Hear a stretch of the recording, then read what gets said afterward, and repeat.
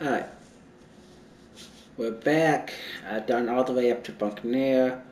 Have my mic muted, so I'm gonna be just knocking these out quick.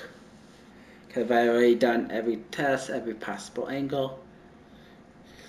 But here are the abilities of this tower. And the specialty building will allow for camel detection and also popping whites and zebras, and the freeze length increase.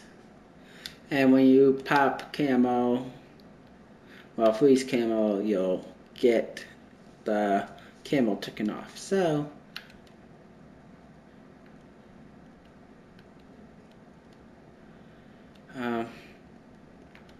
real quick, we'll just go into sandbox mode again. This tower, if you're going to rely solely on this tower, will start out very weak and you're going to lose some lives. But in the end, what you want to go for is a build at least like this. Now if you get this along with it, it could be good. Then with extra money, if you want to just try to make sure that you're good, go for this. And you'll be able to do a lot more popping. But pretty much, end game goal, you'll be able to just shred anything normal. No matter how many is grouped up.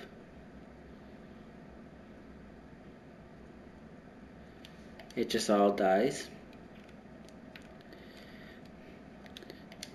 But if you look at it this way,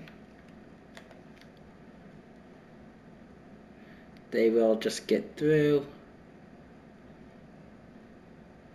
and you're not going to survive. And then if you look at it this way,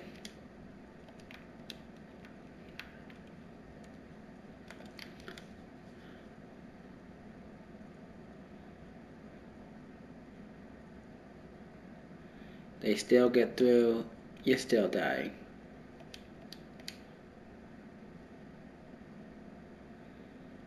You would have to get this ability just to maybe hold off on some lives. But by themselves, both sides are pretty weak. The true advantage of this tower is to combine both sides. I recommend always having ice shards towards the entrance, then have Arctic Wind afterwards. Just so that we get most effective popping power. But as you see, just annihilates everything. Let's just add in this. Also, its weakness is bosses balloons. They don't tend to pop. But there is a trick to popping bosses with them, but it's not going to be some ultra reliable trick.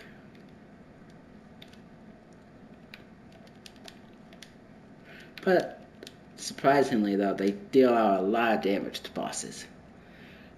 See, they can actually destroy one of these guys. The only trick is they must have normal balloons that they are attacking, and then they can take advantage of the shots on the boss.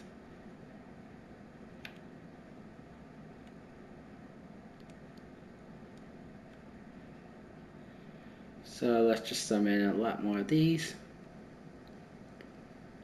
And you'll see bosses take quite a bit of damage.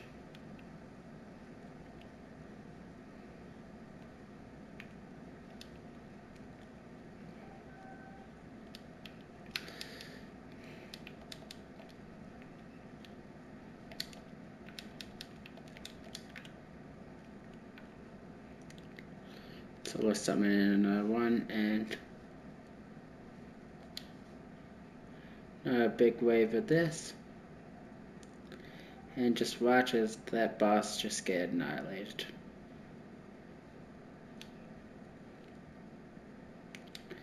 I'll do another one in slow motion.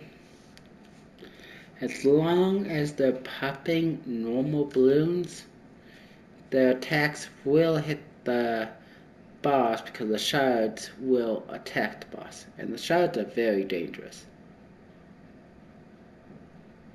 As you see, easily wiped out that boss.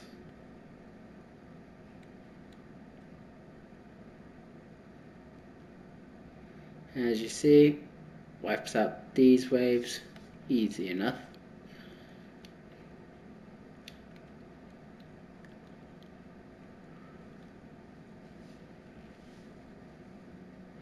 Then with this boss, not even a challenge, we'll get annihilated with these. So, really powerful, but definitely recommend if you're using these to solely rely on these. Have some backup at the end of these. And just build them out towards the bottom. And you should be good. Or alternatively, you could build them and have them built towards the boss killing.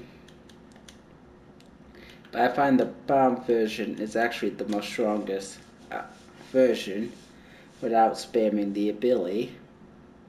It will actually do more better effective job, so let's just spam a lot of these. Put back at normal speed. Spam some of these attacks. Try to pop as many as I can.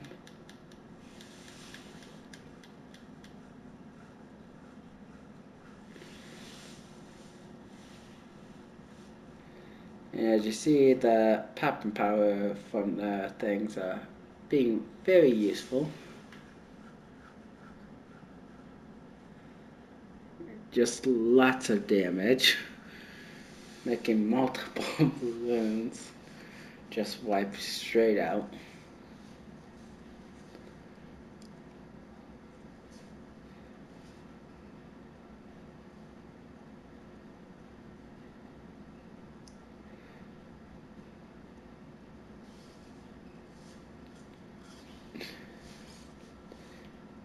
So much loading.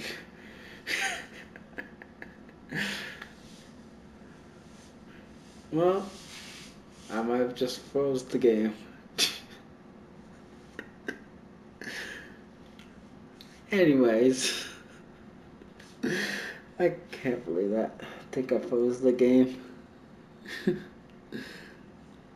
Anyways, you get a nice view of how it looks for the popping effects. Anyways, though, long story short, they are very useful to have towards the end. Here we go. Finally, it's working through these. Massive popping power. Let's do that again.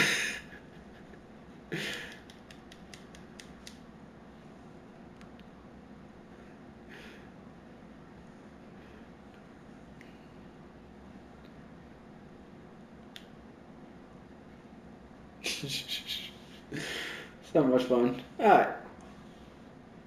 Just remind yourself it might take a few seconds for these to trigger.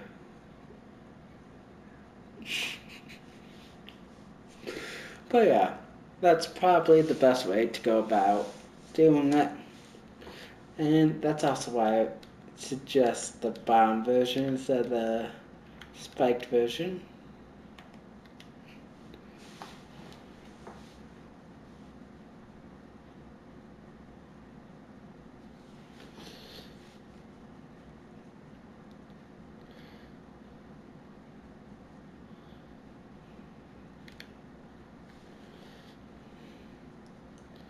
Because as you see, just summon in 2 of these guys against the bombs with only 4 bombs down. Yes, ideally you'll want at least 8 or so, but with just 4, with just 2 of these guys, you'll see how much damage they can do.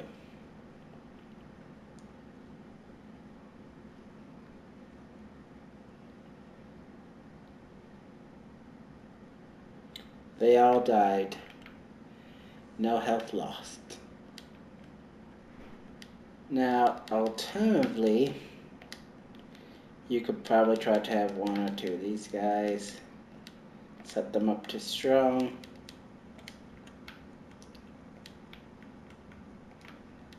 And let's just get rid of these, because they won't be needed.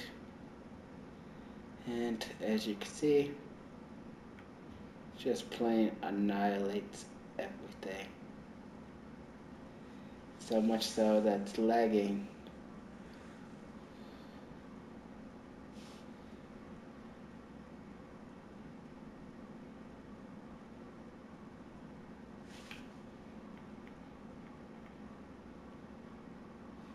And there you go. Anyways, good tower. Definitely do need the ability to detect camo and also pop zebra, so make sure that you either get the specialty building up for it or do the monkey village and give it the ability.